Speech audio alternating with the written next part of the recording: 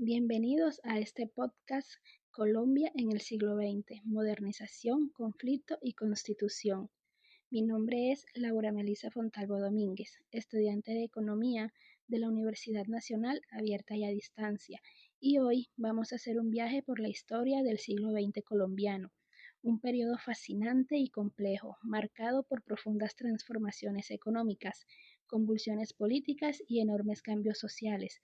Analizaremos tres grandes ejes: el proceso de modernización e industrialización, los conflictos políticos y el conflicto armado, y las transformaciones sociales, culminando con la Constitución de 1991. Para entender la Colombia del siglo XX, debemos comenzar por su proceso de modernización económica. Colombia llegó tarde a la industrialización, pero cuando lo hizo con una fuerza particular impulsada por un producto: el café. El café fue el motor de la primera acumulación de capital en Colombia. En la primera mitad del siglo XX, la bonanza cafetera permitió que se generaran excedentes económicos que luego fueron reinvertidos en la creación de industrias nacionales, especialmente en regiones como Antioquia, Cundinamarca y el Valle del Cauca. Como señalan España e Iregui en su documento del 2010, existieron marcadas desigualdades regionales en este proceso, con algunos departamentos concentrando la mayor parte de la actividad productiva. El proceso de industrialización por sustitución de importaciones, conocido como ICI, fue el modelo económico que dominó Colombia desde la década de 1930 hasta los años 80. La idea central era clara: en lugar de importar productos manufacturados, Colombia debía producirlos internamente. El Estado tomó un papel activo en la economía, protegiendo la industria nacional con aranceles altos y fomentando la creación de empresas públicas estratégicas. Alfonso López Pumarejo, durante sus dos gobiernos, comprendidos entre 1934 y 1938 y luego 1942 y 1945, fue el artífice de la llamada Revolución en Marcha. López comprendió que Colombia necesitaba una reforma integral, modernizó el Estado, impulsó la reforma agraria, amplió los derechos laborales e invirtió en educación pública.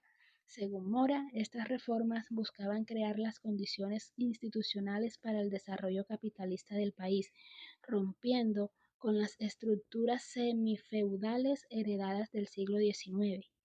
Los sectores económicos más dinámicos durante este periodo fueron, primero, la industria textil, especialmente en Medellín; segundo, la agroindustria y la exportación de café; tercero, la industria de alimentos y bebidas; y cuarto, la cementera y la construcción. Sin embargo, el proceso ICI también tuvo límites claros.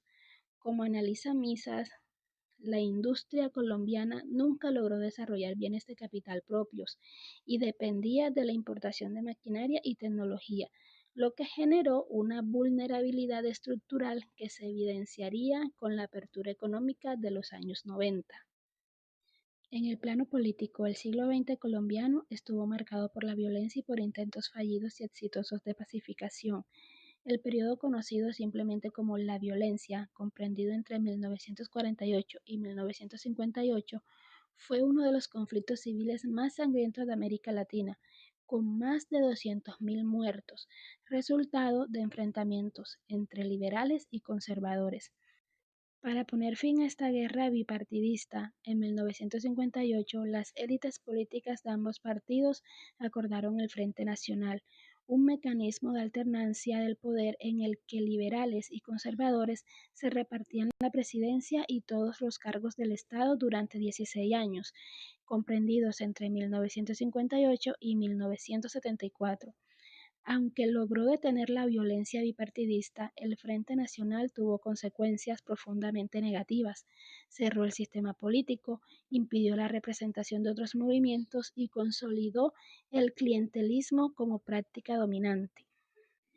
El clientelismo, analizado por Leal y Dávila en 1994, se convirtió en la columna vertebral del sistema político colombiano. Funciona como un intercambio de favores entre políticos y electores.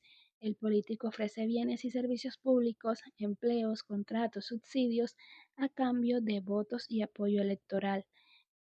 Este sistema pervirtió las instituciones y generó profundas desigualdades en el acceso a los servicios del Estado. En este contexto de exclusión política y desigualdad social surgieron los grupos guerrilleros. En 1964 nacieron las FARC y el ELN. Ambas organizaciones se nutrieron de campesinos excluidos y de ideologías marxistas y de la teología de la liberación.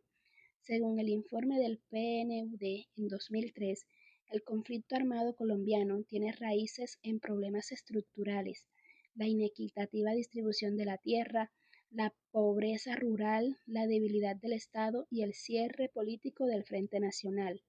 En las décadas de los 80 y 90, el conflicto se complejizó enormemente con la aparición del narcotráfico, los grupos paramilitares y la arremetida del cartel de Medellín.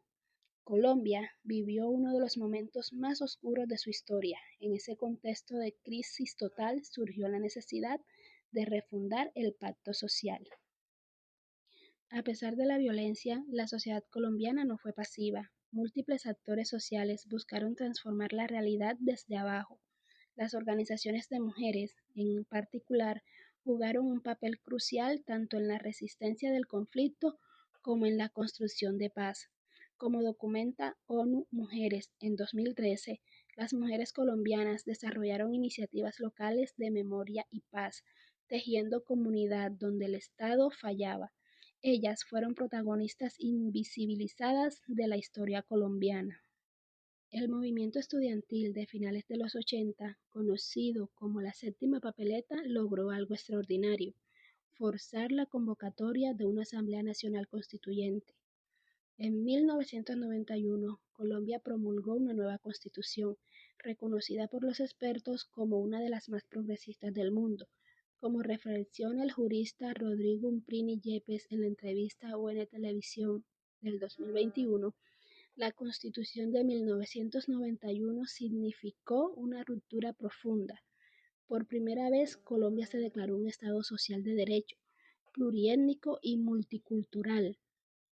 La nueva Carta Magna introdujo mecanismos de participación ciudadana directa como la tutela, el derecho de petición, la consulta popular y la acción popular. Reconoció los derechos de las comunidades afrocolombianas e indígenas, los derechos de las mujeres, los niños y los grupos vulnerables. También creó la Corte Constitucional como guardiana de los derechos fundamentales. Sin embargo, la implementación de estos derechos ha sido desigual y el conflicto armado continuó durante décadas desde 1991. Los acuerdos de La Habana, firmados en 2016 entre el Gobierno Nacional y las FARC, representaron el intento más serio de poner fin al conflicto.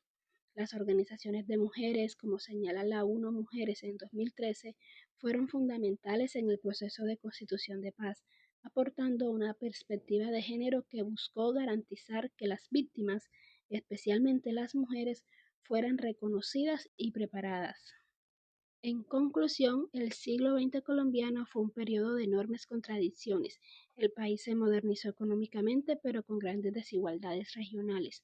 Hubo avances democráticos, pero también cierre del sistema político y la violencia. Y emergió una sociedad civil vibrante que en 1991 logró refundar el pacto social. Colombia es un país que ha sufrido enormemente, pero también ha demostrado una capacidad extraordinaria de resiliencia y transformación. Gracias por escuchar.